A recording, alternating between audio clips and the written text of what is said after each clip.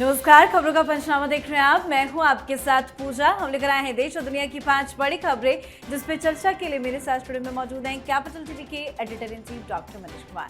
Doctor साहब, बहुत बहुत स्वागत है आपका। धन्यवाद। सबसे पहले नजर हेडलाइंस पर। बिहार में बच गया चुनावी बिगुल। 2 चरणों में इस बार होंगे बिहार विधानसभा के चुनाव। 6 और 11 नवंबर को वोटिंग, 14 नवंबर को आएंगे नतीजे। सुप्रीम कोर्ट में वकील ने सीजेआई बीआर गवई की ओर फेंका जूता। मचा हड़कंप, कोर्टरूम में ही हुआ बवाल। वकील ने सनातन का अपमान नहीं सहेगा हिंदुस्तान के नारे भी लगाए। सोनम वांगचुक को सुप्रीम कोर्ट से नहीं मिली राहत। 1 हफ्ते तक टली सुनवाई। गिरफ्तारी पर सुप्रीम कोर्ट ने मोदी सरकार और लद्दाख प्रशासन को जारी किया नोटिस। पीओके पर मोहन भागवत का बड़ा ऐलान। पीओके को बताया भारत के घर का कमरा। कहा दूसरों ने किया कब्जा, इसे वापस लेना ही होगा। ट्रंप की चापलूसी में लगे आसिम मुनीर। मुनीर ने अमेरिका को भेजी रेयर अर्थ मिनरल्स की पहली खेप। पाकिस्तान में भड़के लोग, शुरू हुआ विद्रोह। खबरों की शुरुआत में सबसे पहले बात बिहार विधानसभा चुनाव की। बिहार विधानसभा चुनाव की तारीखों का ऐलान हो गया है। चुनाव आयोग ने प्रेस कॉन्फ्रेंस करके आज चुनावी बिगुल फूंक दिया। बिहार में इस बार 2 चरणों में चुनाव होंगे। पहले चरण की वोटिंग 6 नवंबर को, जबकि दूसरे चरण की वोटिंग 11 नवंबर को होगी। मतगणना 14 नवंबर को होगी। पहले चरण में कुल 121 सीटों पर वोटिंग होगी, वहीं दूसरे चरण में 122 सीटों पर वोट डाले जाएंगे। चुनाव को लेकर अब बिहार में माहौल गर्म हो चुका है। सर, इस बार 2 फेज में वोटिंग होनी है, क्या लग रहा है आपको? देखिए, मुझे लग रहा है कि इस बार जिस तरीके से पिछले 1 महीने में प्रधानमंत्री मोदी और नीतीश कुमार ने अपने खजाने खोल दिए जनता को, और जिस हिसाब से हर गरीब परिवार उसको आर्थिक रूप से भी, उनके बैंक अकाउंट में पैसे भी गए और योजनाओं के माध्यम से भी जो आउटरीच रहा है, तो ये माहौल पूरी तरीके से वन साइडेड हो गया। दूसरी तरफ जो दिक्कत ये नजर आ रही है कि जो विपक्ष है वो फुल्ली प्रिपेयर्ड नजर नहीं आ रहा है। आज तेजस्वी यादव का बॉडी लैंग्वेज बिल्कुल डाउन सा दिख रहा था। तो कई सारी चीजें हैं, अब इसकी घोषणा हो गई है। पहला जो सबकी नजर लगी हुई है वो एनडीए और महागठबंधन में सीटों का बंटवारा किस तरीके से होता है, उसी के ऊपर ये सारी चीजें जो है अब डिपेंड करेंगी। जी, तो बिहार चुनाव का बिगुल बज गया है। साथ ही सुप्रीम कोर्ट से आई एक खबर ने सभी का ध्यान खींचा है।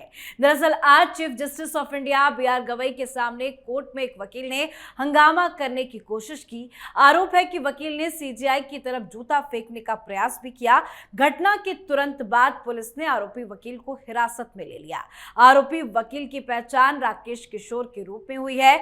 वकील ने भरी अदालत में सनातन का अपमान नहीं सहेंगे का नारा भी लगाया।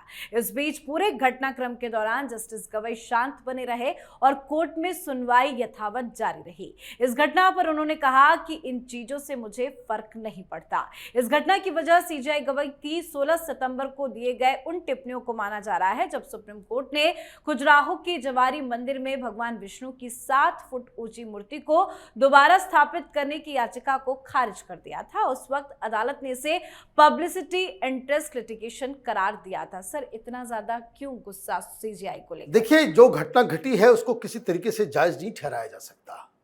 ये कंडेमनेबल है, शर्मनाक है। लेकिन सोचना यह पड़ेगा कि भाई इस तरह की घटनाएं क्यों हो रही। कोई पहली बार ऐसा नहीं कि किसी चीफ जस्टिस के शान में कोई इस तरह का धब्बा लगा हो। बहुत सारे लोग हैं जिन्होंने पहले बदनाम किया, कार्टून बनाए, सोशल मीडिया पे पोस्ट किया सुप्रीम कोर्ट के खिलाफ, चीफ जस्टिस के खिलाफ। ये सारी चीजें पहले भी हुई है। और ये जो रोष है, ये जो घटना घटी है, उसके पीछे का कारण ये बताया जा रहा है कि खजुराहो में भगवान विष्णु का एक मूर्ति जो धड़ से अलग था, जिसका सर कटा हुआ है, वो मुस्लिम आतताइयों ने उसे खंडित किया था। उसको लेकर के कोई व्यक्ति जाता है और वो कहता है कि वो सुप्रीम कोर्ट से मदद की गुहार लगाता है कि इसको रिस्टोर किया जाए। तो गवई साहब ने ऐसी बातें कह दी कि जिससे हिंदुओं की भावना भड़क गई, इसमें कोई डाउट नहीं है। इस तरह का बयान उन्हें नहीं देना चाहिए कि भाई आप तो भगवान विष्णु के भक्त हैं, आप जाइए भगवान विष्णु से ही बात कीजिए। तब तो मुस्लिम समुदाय की तरफ से कोई इस तरह का कोई बात आती है, कोई मस्जिद को लेकर के या किसी चीज को लेकर के, तो गवई साहब तो ऐसी बात कह नहीं सकते।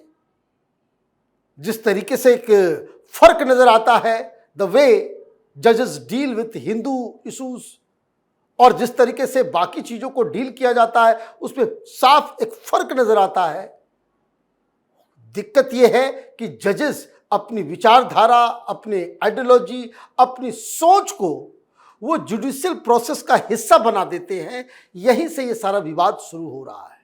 ये घटना नहीं होनी चाहिए थी, लेकिन अब सुप्रीम कोर्ट हो या हाई कोर्ट हो या देश की कोई भी संस्था, उनको ये सोचना पड़ेगा कि आपका जो काम है आप उस दायरे में ही रह करके काम करें, तो इंस्टीट्यूशन की मर्यादा बरकरार रहेगी। तो सुप्रीम कोर्ट में आज जबरदस्त हाई वोल्टेज ड्रामा हुआ। साथ ही सोनम वांगचुक की गिरफ्तारी मामले में आज सुप्रीम कोर्ट में अहम सुनवाई हुई।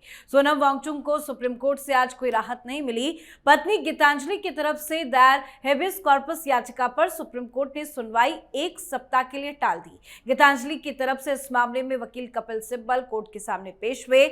उन्होंने जजों से कहा कि परिवार को सोनम को हिरासत में रखे जाने की वजह नहीं बताई गई है, जिस पर सुप्रीम कोर्ट ने मोदी सरकार और लद्दाख प्रशासन को नोटिस जारी किया। अदालत ने आदेश दिया कि हिरासत से संबंधित दस्तावेज और आदेश की कॉपी याचिकाकर्ता यानी कि वांगचुक की पत्नी को मुहैया कराई जाए। कोर्ट ने इस मामले की अगली सुनवाई की तारीख 14 अक्टूबर को तय की है। सर, आज सुनवाई के दौरान क्या क्या हुआ? देखिए, 3 दलीलें दी गई कपिल सिब्बल के द्वारा कि सोनम वांगचुक को इसलिए रिहा किया जाए क्योंकि उनका डिटेंशन इल्लीगल है। लेकिन मजेदार बात यह है कि उसकी इलीगैलिटी को साबित करने के लिए कोई खास दलील वो नहीं दिए। दलील नंबर 1 कि उन्होंने कहा कि भाई ये इसलिए इलीगल डिटेंशन है क्योंकि उनकी पत्नी को इसके बारे में जानकारी नहीं दी गई। तो ये पूछा गया उनसे कि भाई ये कहाँ लिखा हुआ है कि पत्नी को जानकारी देनी है? जिस व्यक्ति को डिटेन किया गया, क्या उसको ये जानकारी दी गई? सरकार ने कहा दी गई। तो ये तो कोई ग्राउंड बनता नहीं है। दूसरा ग्राउंड बताया गया भाई तबीयत खराब है, हेल्थ रीजंस बताए गए। सरकार की तरफ से कहा गया कि ये बिल्कुल गलत बात है। हेल्थ के बारे में हम लोगों ने उनसे बाकायदा, जब मेडिकल होता है किसी को गिरफ्तार करने के बाद, उनसे पूछा गया कोई दवाई आप खा रहे हो, ले रहे हो रेगुलरली? उसने कहा कि नहीं, कोई दवाई नहीं चल रही। तो फिर हेल्थ की भी बात झूठी साबित हो गई। तीसरी चीज जो ज्यादा मजेदार है वो ये कि उन्होंने कहा कि भाई पत्नी से मिलने नहीं दिया जा रहा। जज साहब ने पूछा कि भाई मिलने नहीं दिया जा रहा, आपने कोई एप्लीकेशन दिया, कोई रिक्वेस्ट किया जेल प्रशासन से? क्या आप जोधपुर गए और वहां आपने ये मांग की हो कि हमें मिलने दिया जाए और उसे पूरा नहीं किया गया? तो मालूम चला कि ये तो ना जोधपुर गई और ना ही जेल प्रशासन के सामने उनकी पत्नी ने कोई आवेदन दिया। तो फिर क्या बात है? इलीगल डिटेंशन आप हिबियस कॉर्पस आप लगा रहे हैं, तो ये तो साबित आपको करना पड़ेगा ना कि भाई ये जो डिटेंशन है वो गलत है। आपको बताना पड़ेगा पाकिस्तान के साथ आपके रिश्ते नहीं है, आईएसआई के साथ आपके रिश्ते नहीं है, आप जो है पाकिस्तान दौरा नहीं गए और ये जो हिंसा जो हुआ उसमें आपका कोई रोल नहीं है। तब तो ये एनएसए के ऊपर इलीगल डिटेंशन का मामला चलेगा।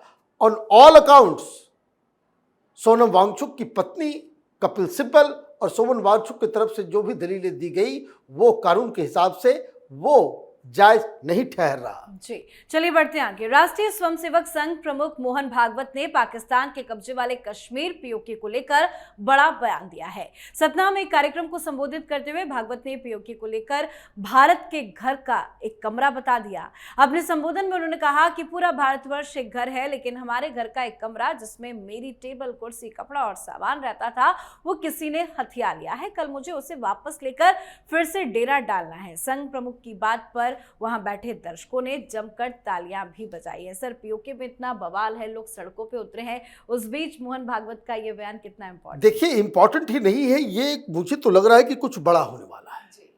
एब्सोल्युटली, अब कोई डाउट नहीं नजर आ रहा क्योंकि अचानक से आर्मी चीफ भी कोई बात कहते हैं, एयर चीफ भी कुछ कहते हैं, नेवल चीफ भी कुछ कहते हैं, विदेश मंत्री उस पर बयान देते हैं, फिर राजनाथ सिंह यहाँ तक कह देते हैं कि भाई ये जो कराची का रास्ता जो है सरक्रीक से गुजरता है। पीओके अचानक से बातचीत के डिस्कोर्स का मुख्य बिंदु बन गया है। एक तो इधर ये हो रहा है और उधर पीओके के अंदर जनता भारत का झंडा लेकर के घूम रहे हैं।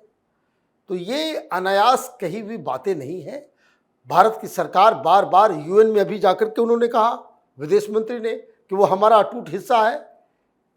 हमारे विदेश मंत्रालय की तरफ से कहा जा रहा है कि वहाँ पे ह्यूमन राइट्स की जो है अवहेलना हो रही है। तो कहने का मतलब ये है कि ऐसा लग रहा है कि ऑपरेशन सिंदूर पार्ट 2 उसकी शुरुआत बहुत जल्द होगी और इस तरह के बयान जो लगातार पिछले 48 और 72 घंटे में जो सुनने को मिल रहा है, पाकिस्तान को सचेत हो जाना चाहिए, क्योंकि इस बार जो टारगेट है वो पीओके ही दिख रहा है, ऐसा महसूस हो रहा है। जी, अब बात आज की आखिरी खबर की। ऑपरेशन सिंदूर के बाद पाकिस्तान पूरी तरह से अमेरिकी राष्ट्रपति डोनाल्ड ट्रंप को खुश करने में बिछा हुआ है।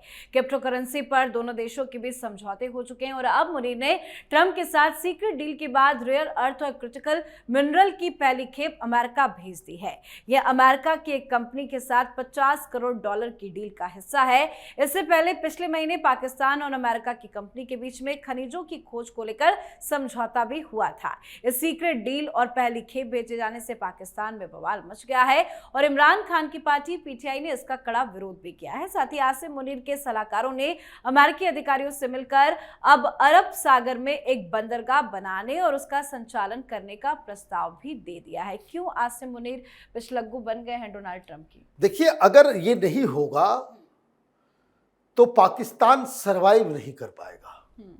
अभी आप देखिए कि क्या किस तरीके से फंसता जा रहा है। आसिम मुनीर हो या नवाज शरीफ, शहबाज शरीफ या उनकी बेटी, इनको पाकिस्तान से कोई मोहब्बत नहीं है। ये सब अपने खानदान के लिए पैसा जमा करने के लिए वहां पे राजनीति में है। ये सारे लोग मिलके पाकिस्तान को कैसे लूटा जाए, कैसे अमेरिका में, लंदन में, सबके पास अपने अपने घर है। वहां आसिम मुनीर का तो बहुत बड़ा मेंशन उसने खरीद लिया है कैलिफोर्निया के अंदर। बताया जा रहा है कि 1700 करोड़ रुपए लगा करके उसने जो है वो मेंशन वहां पे लिया है। तो खैर ये सारी चीजें तो हो रही है, लेकिन सवाल ये है कि आपने रेयर अर्थ मटेरियल, आपने एक भाई पार्लियामेंट के अंदर सवाल खड़ा किया गया, वो ऐसे सूटकेस के अंदर जो है अलग अलग मटेरियल जो है वो दिखा रहा है। ऐसा लग रहा है कि जनरल नहीं, कोई मार्केटिंग का अधिकारी हो। और अब आज ये खबर आई कि एक खेप वहां 50 करोड़ रुपए का वो गया है। अब सवाल क्या है? सवाल ये है कि अमेरिका के साथ ये दोस्ती वो चाइना को क्या भा रही है? आप ग्वादर से और कराची के बीच आप एक पोर्ट आप अमेरिका के हाथ दे रहे हो। वो करीब 170-80 किलोमीटर दूर ईरान बॉर्डर से है और ग्वादर से कोई वो कुल मिलाकर के 120 किलोमीटर दूर है। कहने का मतलब ये है कि चाइना भी परेशान, चाइना भी नाराज। और ये सारी चीजें क्यों कर रहे हो? क्योंकि ये जो रेयर अर्थ मटेरियल है ये सब के सब बलूचिस्तान से जा रहे हैं। ये बलूचिस्तान के ऊपर अपना कब्जा जमाने के लिए अमेरिका को वहां पे बुलाने की कोशिश की जा रही है, जिससे ईरान भी नाराज है कि भाई आप, ईरान का दुश्मन कौन है? अमेरिका। और ईरान से 40 किलोमीटर दूर, 180 किलोमीटर दूर आप उसको एयर नेवल बेस दे रहे हो। कल वो एयर बेस बनाएगा तो ईरान भी नाराज, अंदर तमाम पॉलिटिकल पार्टीज नाराज, चाइना नाराज, और हिंदुस्तान वो मजे होकर के देख रहा है कि आप ये सब काम करते जाओ, आपकी जो दुर्गति होगी। अमेरिका जिस तरीके से आपको इस्तेमाल करके बीच चौराहे पे छोड़ने वाला है, उससे जो मुसीबत आएगी उससे सबसे ज्यादा सुकून भारत को ही मिलने वाला जी, है। बहुत बहुत धन्यवाद सर समझाने के लिए। धन्यवाद। तो खबरों का पंचनामा में आज के लिए फिलहाल इतना ही। देश विदेश की बाकी खबरों और उनकी सटीक एनालिसिस के लिए देखते रहिए कैपिटल टीवी। हमें लाइक कीजिए, शेयर कीजिए और कैपिटल टीवी को सब्सक्राइब कीजिए। नमस्कार।